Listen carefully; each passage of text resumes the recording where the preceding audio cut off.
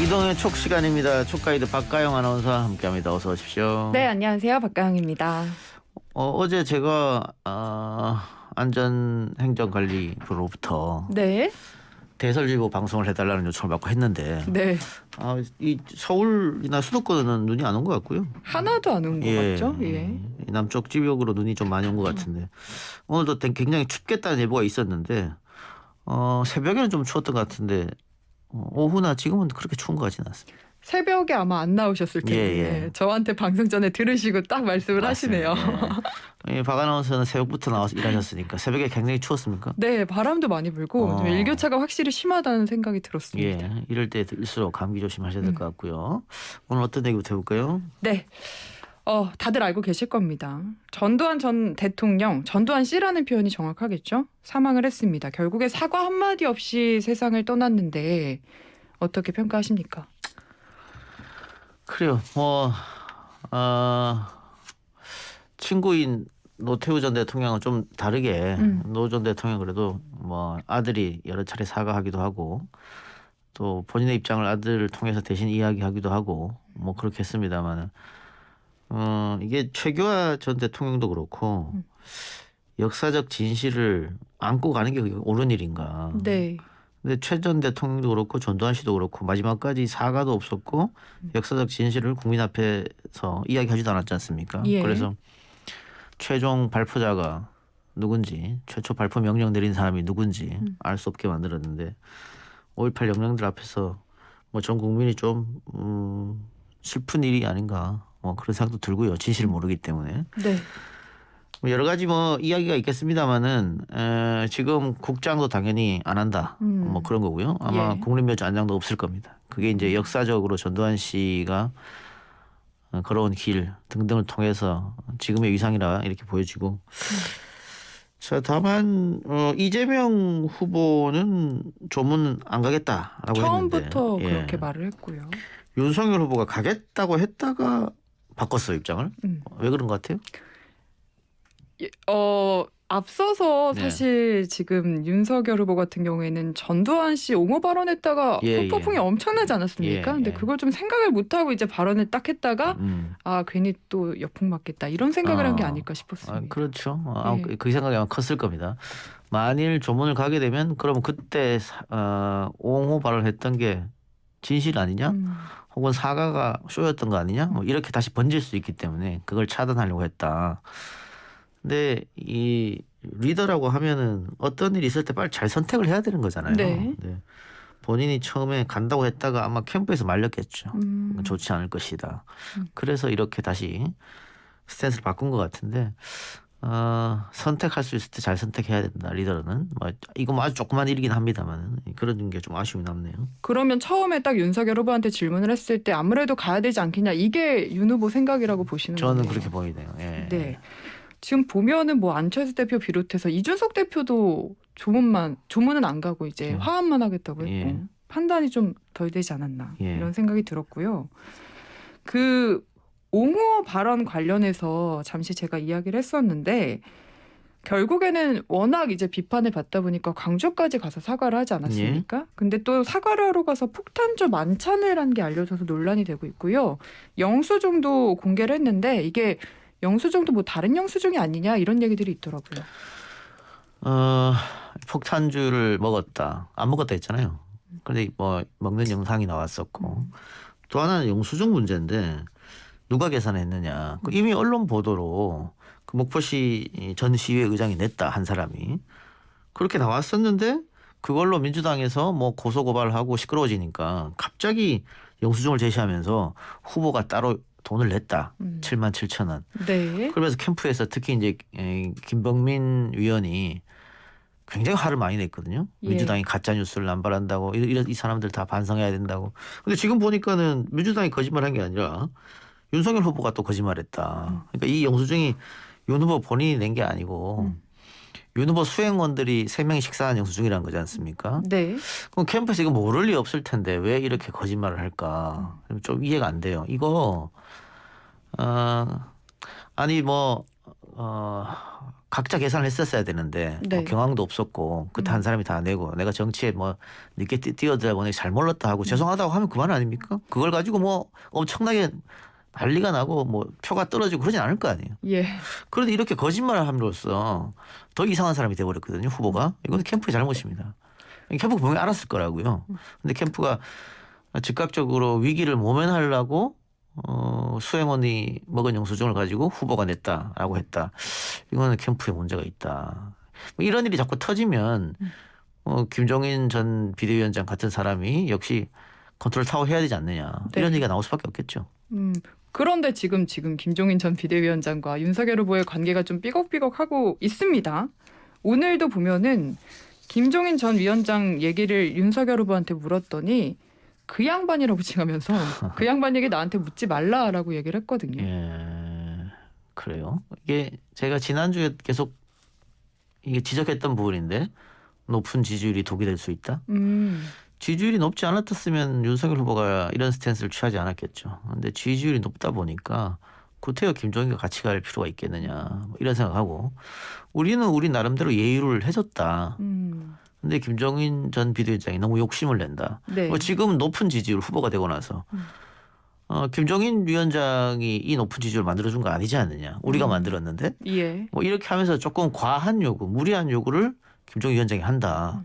아니 3톱 체제가 아니라 원톱 체제에서 나머지 두 명은 옆에 있는 건데 그것도 싫다고 하면 어떡하느냐. 뭐 이런 생각 있는 것 같아요. 네. 조금 불협화음이 좀 세게 생기지 않았나 싶습니다. 그러면은 지금 지지율이 나오면은 결국에 합류하게 되는 가능성은 좀 낮다고 보십니까? 뭐 지지율이 또 큰 폭으로 왔다 갔다 하면 또 구원투수 얘기가 나올 수도 있겠죠. 예. 근데 김종인 비대위원장이 예전 같았으면은 벌써 직을 내려놓고 뭐 받지도 않았습니다만은 안 한다 하고 떠날 텐데 좀 미련은 좀 남은 것 같아요. 만나자고 하면 안 만날 뭐 이유는 없다. 이유는 없다. 만나겠다. 뭐 이런 얘기를 하는 거 보니까 그러니까 아마 김재현 비대위원장으로서는 뭐 정치 인생 마지막 길이 아니겠어요 지금? 예. 특히 대통령을 만들고 싶어하는 킹메이커 역할은 더 못할 거 아니에요. 이게 마지막이지 않습니까? 이게 마지막인데 지금 이 기회를 놓치면은 자신이 정치권에서 살아갈 수 있는 기회는 완전 사라진다. 그래서 아직 미련은 남은 것 같습니다만 정권을 주지 않으면은 일을 하는 스타일이 아니니까. 네. 게다가 뭐 김한길, 김병준 자신이랑 맞지 않는 사람들이니까 이 사람들이랑 같이 하라고 하니까 조금 그런 비토를 넣는 그런 게 아닌가 싶어요. 김종인 전 비대위원장 입장은 그렇고 윤석열 후보 같은 경우에는 그러면 김종인 전 위원장이 필요하다고 보시는지 아니면 없이 가도 괜찮다고 보시는지도 궁금해요. 그러니까 여의도 바닥에 윤석열 후보가 후보로 결정되기 전에 윤석열, 이준석, 김종인 3인이 합의를 봤다. 결정되면은 김종인 비대위원장을 모시고 오는 걸로. 그런 얘기가 많았어요. 네, 맞아요. 많았는데 갑자기 지지율이 뛰다 보니까 역시 캠프에서도 캠프 사람이 주축이 돼야 되는 거 아니냐 이런 얘기 나왔잖아요. 그리고 장제원 의원과 김종인 비서실장 간에 또 사이가 안 좋습니다. 네. 근데 장제원 의원이 최근에 뭐 사랑의 교회 후보가 참석하는 때 옆에 있었고 또 비서실장이 유력하다는 기사가 나고 뭐 그렇게 됨으로 해서 김종인 전 비대위원장이 거기에 대해서 비토를 했다. 뭐 이런 얘기도 흘러나오고 뭐 그것 때문에 그런지 모르겠습니다만 장제원 의원이 오늘 나 그러면 떠나겠다 윤석열 곁을 뭐 이런 얘기까지 했지 않습니까? 헤어지는 사이인 줄 알았습니다. 네. 아니 그래서 지금 김종인 전 비대위원장과 윤석열 후보가 밀당하고 있다. 뭐 연애하냐 뭐 이런 얘기까지 나오고 있는 그런 상황인데 네. 아직은 뭐 완전히 떠났다 다시 오진 않을 것이다. 뭐 투톱 체제로 간다. 이건 모르겠습니다. 아직 조금 더 이번 주를 좀 지나봐야 확실한 게 알지 않을까 싶어요. 네. 어쨌든 이제 윤 후보 입장에서는 전부 다 이제 화합하고 다 통합해 보고 싶은 그런 욕심이 아닐까 싶은데 김종인 위원장도 문제지만 지금 보면은 본선에서 본선에서 경쟁했던 홍준표나 유승민 이 두 분은 지금 오늘 오찬에도 불참을 했거든요. 예. 글쎄요. 뭐 홍준표 후보가 후보 교체를 아직 미련에 두고 있는지는 알 수 없습니다만은 어쨌든 본인이 말한 백의종군이라고 하는 게 뭐 이게 선대위에 합류하고 언론을 통해서 윤석열 공개 지지하고 이런 건 안 한다는 뜻이거든요. 그러니까 네. 우리가 알고 있는 백의종군이랑 조금 다른 것 같은데. 네. 저는 오히려 이 김종인 비대위원장이 들어오냐 안 들어오냐 이것보다 홍준표, 유승민 두 사람이 지금 전혀 역할을 안 하는 게 좀 더 문제다. 같이 경쟁했던 사람들이 예. 그런 생각 들고 왜냐하면 소위 말하는 삼김 체제 김종인, 김병준 또 김한길 누가 봐도 올드보이의 귀환 아닙니까? 네. 지금 2030 세대 표가 이번에 선거 승패를 좌우한다 이런 얘기 많은데 셋이 합쳐 나이가 220세가 넘어가는 올드보이가 귀환하면 그 젊은 층이 좋아할까요? 지금 2030은 홍준표 후보한테 그러니까요. 꽂혀 있죠. 그런데 홍준표 후보는 안 들어온다 그러고 이준석 대표도 오늘 인터뷰에서 2030 표를 끌어오는데 자신이 없다. 후보가 윤석열이면 이런 말까지 했단 말이에요. 네. 그 상황에서 삼김이 선거를 지휘했을 때 2030이 마음을 주겠느냐. 그러니까 이 세 사람을 하나로 묶는 작업보다 저는 오히려 홍준표, 유승민을 빨리 땡겨오는 게 더 급선무가 아닌가. 근데 홍준표 의원이 과연 입장을 바꿀까? 그래서 예. 민주당 선대위가 문제가 있다. 한 달 동안 뭐 했냐 이런 소리 들었잖아요. 근데 지금은 어쨌든 좀 바뀌려고 노력을 합니다. 민주당 모 의원이 우리는 지금 인테리어하는 중이다. 네. 뭐 이런 얘기도 하던데. 근데 국민의힘 선대위는 아직 꾸려지지도 않았는데 시끄러워요. 네. 그래서 이런 논란이 계속되고 만일 집안 싸움 모양으로 흐르고 권력 투쟁 양상으로 흐르게 되면 국민의힘은 치명타가 될 수도 있다.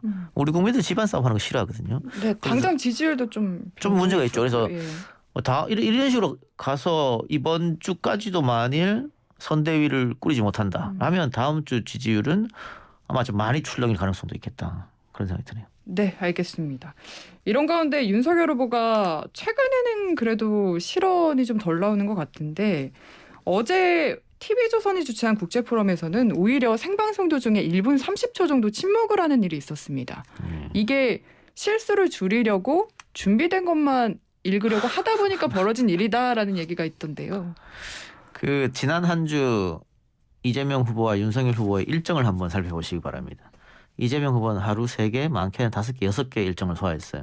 윤석열 후보는 일주일 내내 일정이 2-3개밖에 없었습니다. 그러니까 지금 박가영 아나운서 얘기한 것처럼 공개 장소 또 생방 이런 거 가면 실수할 수 있겠다. 네. 그래서 안 나간 거 아니냐. 그리고 또 사실 그렇게 하니까 지지율이 올랐거든요. 그랬는데 언제까지 그럴 수는 없어요. 후보가 앞으로 나서서야지. 예를 들면 오늘 YTN에서 4시부터 한 1시간가량 이재명 후보 인터뷰가 생방으로 나갔는데 네. 윤석열 후보가 방송 인터뷰 그렇게 생방할 수 있겠는가. 윤석열 후보 예선전 할 때도 라디오 인터뷰 하나도 안 했잖아요. 아마 후보들 중에 라디오 인터뷰 안 한 사람 윤석열 후보가 유일할 겁니다. 만약에 하게 되면은 뉴스 정면 스프에 먼저 하면 안 할 겁니다. 특히 이동영이 진행한다면 더 안 할 것 같아요. 그런가요? 네. 네. 근데 뭐 어쨌든 그러니까 생방에 약점이 좀 있다. 말실수할까 봐. 그런데 생방도요. 계속 하다 보면 늘어요. 그래서 자꾸 노출하고 국민들 앞에 다가가야지 잘못한다고 자꾸 뒤로 빠지면 안 된다. 근데 이 부분도 1분 30초 동안 사실 어떻게 보면 방송사고랑 마찬가지인데 네. 좀 안타까운 거는 이제 비교되는 거죠.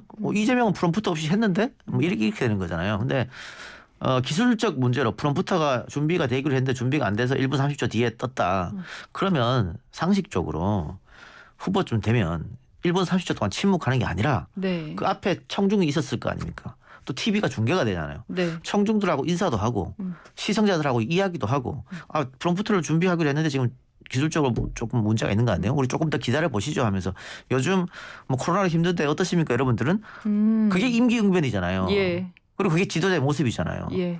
그리고 진행자가 계속 자 이제 하시죠 했는데도 계속 가만히 있었단 말이에요. 근데 그런 것은 좀 임기응변이 좀 부족한 모습이 아니냐. 또 이게 고발 사주 의혹 뭐 이런 것은 범법이 문제고 만약 사실로 드러난다면 국정농단과 맞먹는 게 큰 일인데 네. 우리 국민들은 그런 고발 사주 의혹보다 이런 거에 더 흔들려요.